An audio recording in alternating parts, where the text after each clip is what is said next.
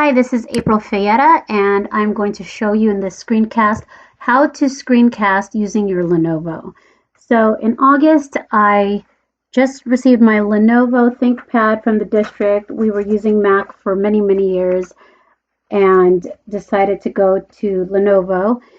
And I'm used to using Quicktime Player on Mac, and I needed a screencast, some type of way to screencast.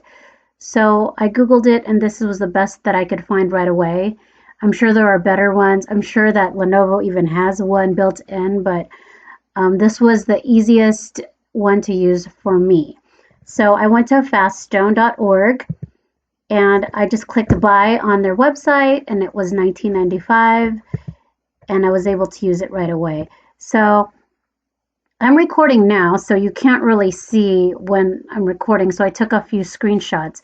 When you open Fast Stone Capture, you click on the little icon of the film strip, and it will give you different choices.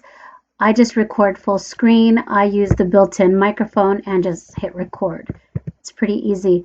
When I want to pause it or stop it, I click on the dock on the very bottom of my screen, and once I click that, it gives me three options. It's actually pausing your recording, and you could either discard it because you made a mistake, save it, or resume recording.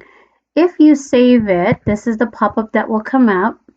It saves it as a movie file, and I like to save it on my desktop because after I record it, I just pop it into my YouTube channel so my students can watch it, and then I throw it away in the trash because I don't like it. The videos take up a lot of space, and I don't like it taking a lot of space on my laptop. And so that is basically it. As I said, this is my screen, and if you could see the dock on the bottom, there is the fast, oh my gosh, I just lost my words.